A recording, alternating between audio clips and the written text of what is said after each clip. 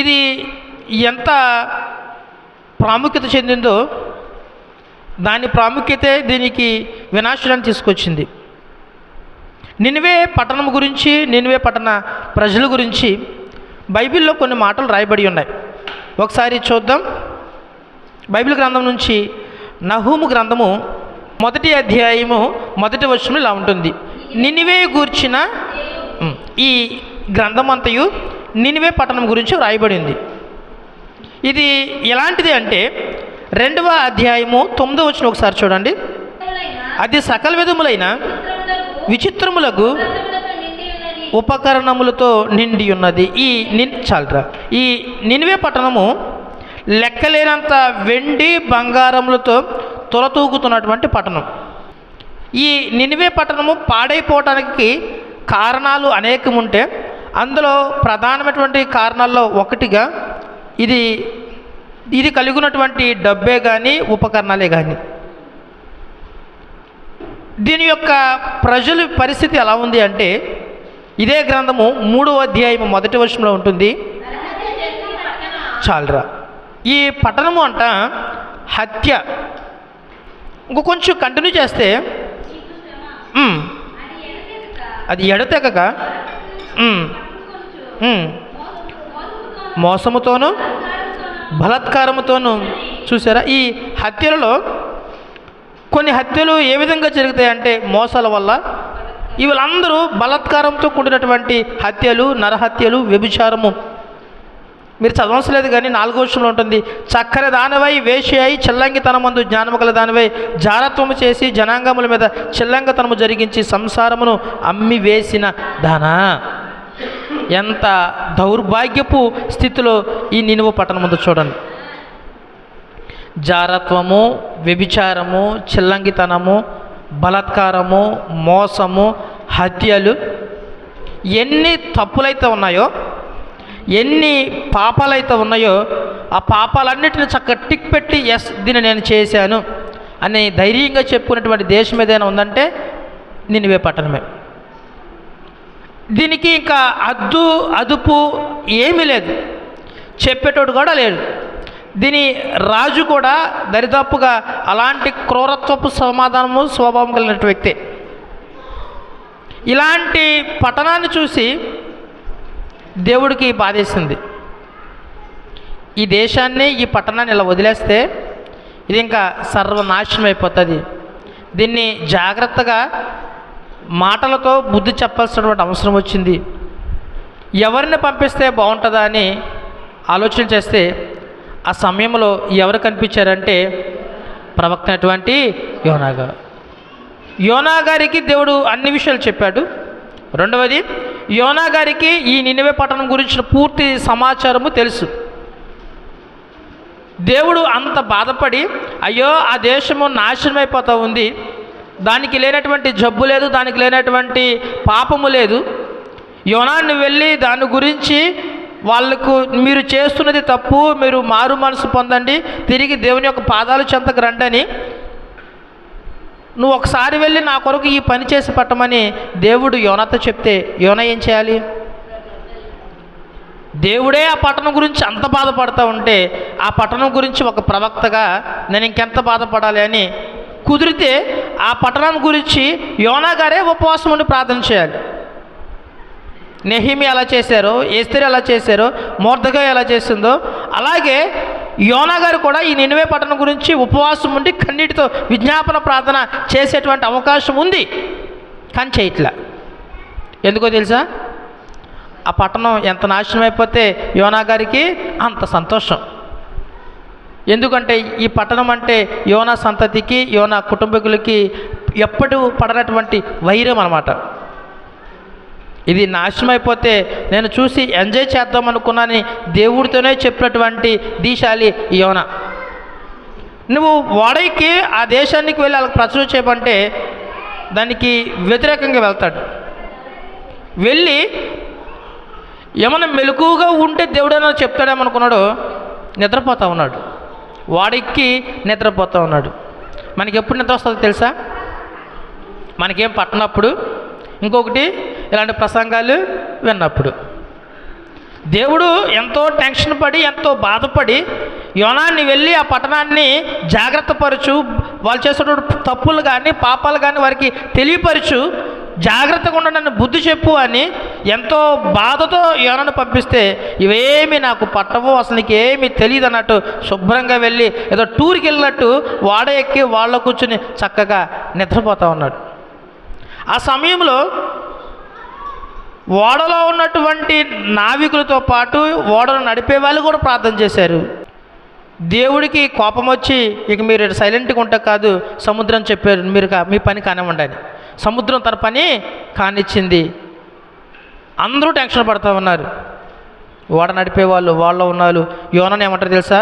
ఓయి నిద్రపోతా నీకేమీ వచ్చినది. వెంటనే తుల్లుపడి లెగిసి చక్కగా తప్పు ఒప్పుకుంటున్నాడు. సామానం అంతా వేసేసారు, మనుషులు కూడా వేసేయడానికి చీటీలు వేస్తూ ఉంటే చీటీ ఈయన పేరు మీద వచ్చింది. అప్పుడు చెప్తా ఉన్నారు, నా వల్లే ఇదంతా, నా వల్లే ఇది జరిగింది, దయచేసి నన్ను సముద్రంలో పడేసేయండి. సముద్రంలోకి వెళ్ళటమే దేవుడు అక్కడ ఇప్పుడు ఎవరికి పని చెప్తాడంటే చేపకు పని చెప్తాడు. అది చక్కగా కాచు కూర్చుంటుంది యోన ఎప్పుడు పడతాడా అని. చేపల మాటలు అంటాయి, సముద్రము మాట అంటుంది, సొరచెట్టు మాట అంటుంది, గాలి మాట అంటుంది, ఎండ మాట అంటుంది. కానీ మన ప్రాంత ప్రజలు మాత్రం దేవుని మాట అస్సలు వినరు. సముద్రంలో 3 రోజులు గడిపిన తర్వాత, సముద్రపు చేపల్లో 3 రోజుల తర్వాత యోనాకి బుద్ధి వచ్చి, అది కూడా 100కు 100% బుద్ధి వచ్చిందంటే లేదు, 50% మాత్రమే బుద్ధి వస్తుంది.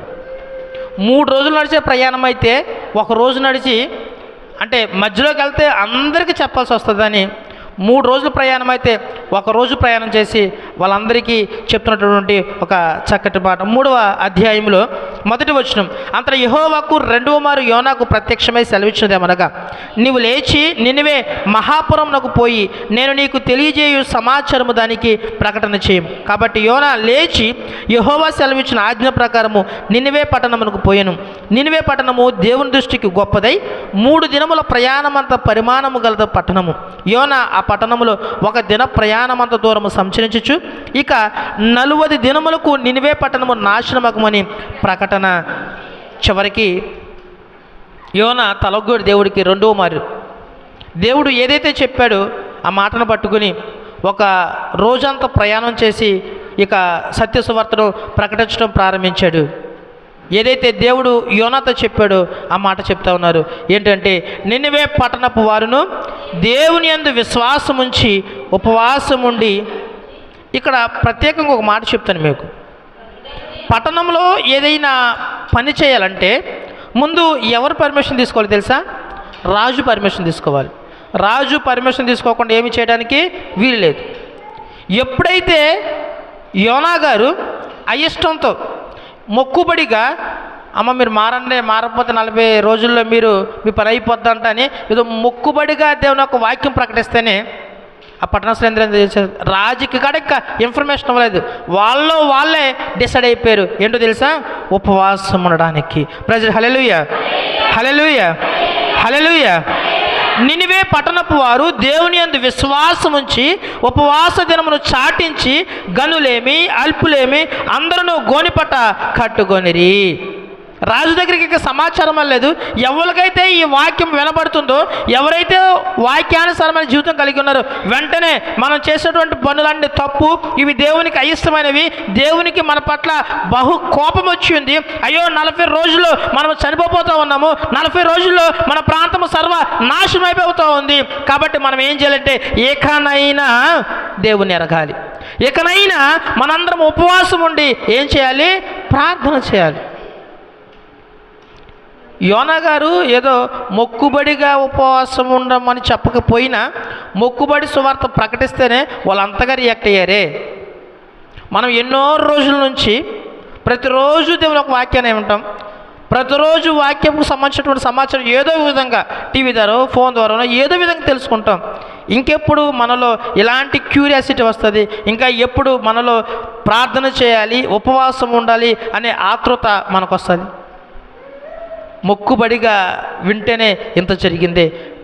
యోనా గారు ఇంకా గట్టిగా ప్రయత్నం చేస్తే ఇంకా బలమైన కార్యాలు మేబీ ఆ పట్టణంలో జరిగాయేమో. పట్టణం వారందరూ డిసైడ్ అయిపోయారు, మనం ఏం చేయాలంటే ఉపవాసం ఉండాలి, గోనెపెట్ట కట్టుకోవాలి. అందరూ ఉపవాస ప్రార్థన ప్రారంభించారు. అందరూ గోనెపట్ట కట్టుకున్నారు. అందరూ బూడిదలో కూర్చున్నారు. ఇక ఏడవడం ప్రారంభించారు, ప్రార్థన చేయడం ప్రారంభించారు. అందరూ వారి యొక్క పాపములను, వారు చేసిన తప్పిదములను అన్నిటినీ దేవుని యొద్ద ఒప్పుకొని విడిచిపెడుతూ గొల్లున ఏడవడం అనేది ప్రారంభించేశారు. ప్రజలు హల్లెలూయా. ఎప్పుడైతే ఇలా చేయడం ప్రారంభించారో అప్పుడు తెలిసింది రాజుకి అసలు విషయం. చూద్దాం ఆ మాట 6వ వచనంలో. ఆ సంగతి నినివే రాజునకు వినబడినప్పుడు అతడును తన సింహాసనము మీద నుండి దిగాడంట. రాజు, అదేంటి మీరు నాకు చెప్పకుండా, నాకు చెప్తే నేను ఒక శాసనం చేసేవాడిని, శాసనం చేసి ఆ పట్టణమంతా నేను దండోరా వేయించేవాడిని, మీ ఇష్టానుసారం అయిపోయింది, మీ ఇష్టమైపోయింది, రాజుగా నాకు చెప్పకుండా మీరు ఎందుకు చేశారు? ఇటువంటి ఏం చేయలే. ఎందుకు అంటే ఆల్రెడీ చెయ్యి దాటిపోయినటువంటి పరిస్థితి. దేవుడు ఆల్రెడీ టైం బాండ్ పెట్టేశాడు. 40 రోజులే మీకు ఉంది. 40 రోజులు వాళ్ళ కళ్ళ ముందు కనబడతా ఉంది. 40 దినాలు మొక్కుబడిగా మనం చేయకూడదు. నేను ఫస్ట్ నుంచి చెప్తా ఉన్నా, ఈ 40 దినాలు ఆచారంగా కాదు, ఆచరణాత్మకంగా ఉండాలి. అయ్యో 40 రోజుల్లో అప్పుడే ఇన్ని రోజులు గడిచిపోయాయా అనే టెన్షన్ మనలో ఉండాలి, ఆతృత మనలో ఉండాలి. ఇంకా ప్రార్థన చేయట్లేదు, ఇంకా మోకరించట్లేదు, ఇంకా దేవుని యొక్క సన్నిధిలో మనము గోజాడట్లేదు, అయ్యో సమయం అయిపోతుంది, ఇంకా రోజులు గడిచిపోతున్నాయి అన్నటువంటి ఆ భయము, భయాందోళన ఎవరి ముఖంలోనూ కనపడట్లేదు. అయిపోతుంది, ఇది నడుస్తుంది అంతే. నినివే వారు అలా కాదు. రాజుకు సమాచారం ఇస్తే టైం వేస్ట్ అవుతుంది అనుకున్నారు. వాళ్ళే అప్పటికప్పుడే ఆ వాక్యాన్ని వినగానే, ఆ బోధన వినగానే ఆ గోనెపట్ట కట్టుకుని బూడిద మీద కూర్చొని ప్రార్థన చేయటం, రోధించడం ప్రారంభించారు. ఈ రోదనలన్నీ తర్వాత రాజు కూడా ఒక మాట చెప్తా ఉన్నారు. ఏంటో తెలుసా? ఆ సంగతి వినిన రాజునకు వినబడినప్పుడు అతడును తన సింహాసనం మీద నుండి దిగి తన రాజవస్త్రములు తీసివేసి గోనెపట్ట కట్టుకుని బూడిదలో కూర్చుండెను. హల్లెలూయా, హల్లెలూయా, హల్లెలూయా. ఏ సంఘమైతే ఈ విధంగా సంఘమంతయు తగ్గింపు కలిగి ఉపవాసం ఉండి ప్రార్థన చేస్తుందో, ఏ గ్రామం అయితే ఈ విధమైనటువంటి ఉపవాస ప్రార్థన చేస్తుందో, దేవుడు తప్పక ఆ ఉపవాస ప్రార్థన వింటాడు. రాజు ఉపవాసం ఉండడం మాత్రమే కాదు, కానీ రాజు ఇంకొన్ని మాటలు చెప్తా ఉన్నాడు. జాగ్రత్తగా వాటిని చూద్దాం.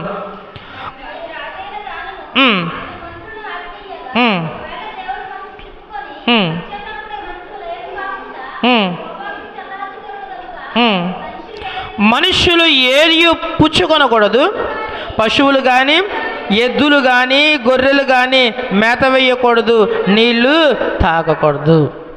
రాజు, మంత్రులు, అంటే దీన్ని ఇప్పుడు మన భాషలో చెప్పండి క్యాబినెట్ మీటింగ్ అన్నమాట. ఒక క్యాబినెట్ మీటింగ్ పెట్టుకున్నాయి, ఒక శాసనం బయటికి తీసుకొచ్చారు, ఒక జీవో అనేది బయటికి తీసుకొచ్చారు. ఏంట జీవో అంటే ఎవరు పచ్చి మంచినీళ్ళు ముట్టుకోవద్దు అంతే. మీరే కాదు, మీ పశువులు కూడా మేత వేయొద్దు, వాటికి నీళ్ళు కూడా పెట్టొద్దు అంతే. అందరం పశువులతో సహా అందరూ ఉపవాసం ఉండి ప్రార్థన చేద్దాం. ఎప్పుడైతే ఆ విధంగా ఉపవాసం ఉండి ప్రార్థన చేస్తూ ఉన్నారు, రాజు ఆ మంత్రి మండలి ఇంకొక మాట చెప్తా ఉంది, చక్కటి మాట. మనుషులందరూ తమ దుర్మార్గములను విడిచి తాము చేయు బలాత్కారములను మానివేయులను, మనుషులేమి పశువులేమి సమస్తమును గోనెపట్ట కట్టుకొనవలను. మరి ఎంత డెప్త్గా ఉపవాసం ఉంటున్నారు చూడండి. మీరు కేవలం ఉపవాసం ఉంటే మాత్రమే సరిపోదు, మీరు కేవలం ప్రార్థన మాత్రమే చేస్తే సరిపోదు. ఈ ఉపవాసంతో పాటు, ఈ ప్రార్థనతో పాటు మీరు చేయవలసిన ఇంకో పని ఏంటో తెలుసా? మనం చేసేటువంటి ఆ దుర్మార్గతను విడిచిపెట్టేయాలి, మనం చేసేటువంటి ఆ పాపమును విడిచిపెట్టేయాలి. ఈ ఉపవాసములో మనం మంచి మంచి లక్షణాలు కలిగి ఉండాలి. ఒకరికి పడదు, ఒకరు చూస్తే ఒకరు మూతులు తిప్పుకోవటాలు, ఒకరు చూసి ఒకరు కోపాలు కక్షలు పెంచుకోవటం, ఇటువంటి ఉపవాస దినాల్లో కరెక్ట్ కాదు. అటు ఉపవాసం ఉంటే ఆ ఉపవాస ప్రార్థన దేవుడు అంగీకరించడు. మామూలు టైంలోనూ భార్యాభర్తలు మాట్లాడుకోక, ఉపవాస దినాల్లోనూ భార్యాభర్తలు మాట్లాడుకోక ఇంకెప్పుడు మాట్లాడుకుంటారు? ఇక్కడ రాజు చెప్తున్నారు, మీరు ఉపవాసం ఉంటూ కాలం గడిపేస్తున్నారు, అది మంచిది కాదు. మీరు ఉపవాసం ఉండండి, మీతో పాటు మీ పశువులు కూడా ఆహారం పెట్టద్దు, నీళ్ళు పెట్టద్దు, వాటికి కూడా గోనెపట్ట కట్టి బూడిదలో కూర్చోబెట్టండి. రాయబడింది అక్కడ. మనం మరొకసారి చూద్దాము. మనుషులేమి పశువులేమి సమస్తమును గోనెపట్ట కట్టుకోవాలి. వాటికి మేత పెట్టద్దు, నీళ్ళు పెట్టద్దు, వాటికి కూడా గోరుపట్ట కట్టి బూడిదలో కూర్చోబెట్టండి. మీరు కూడా గోరుపట్ట కట్టుకుని బూడిదలో కూర్చోండి. అందరం కలిసి ఉపవాసం ఉందాం. రెండోది, అందరూ కలిసి ఇప్పటి వరకు మనం చేసినటువంటి దోషాలు ఏదైతే ఉన్నాయో వాటన్నిటిని ఒప్పుకుందాం. ఇప్పుడు వరకు మనం ఎన్నో మానభంగాలు చేస్తాం, ఇప్పుడు వరకు ఎన్నో దొంగతనాలు చేస్తాం, ఇప్పుడు వరకు మనం ఎన్నో ఆత్మహత్యలు చేస్తాం, హత్యలు చేస్తాం, మోసాలు చేస్తాం, దొంగతనాలు, ప్రతి దౌర్భాగ్యమైన పనులన్నీ చేస్తాం. ఇక్కడి నుంచి వాటన్నిటిని విడిచిపెట్టేద్దాం, ఇక్కడి నుంచి వాటన్నిటిని మానేద్దాం.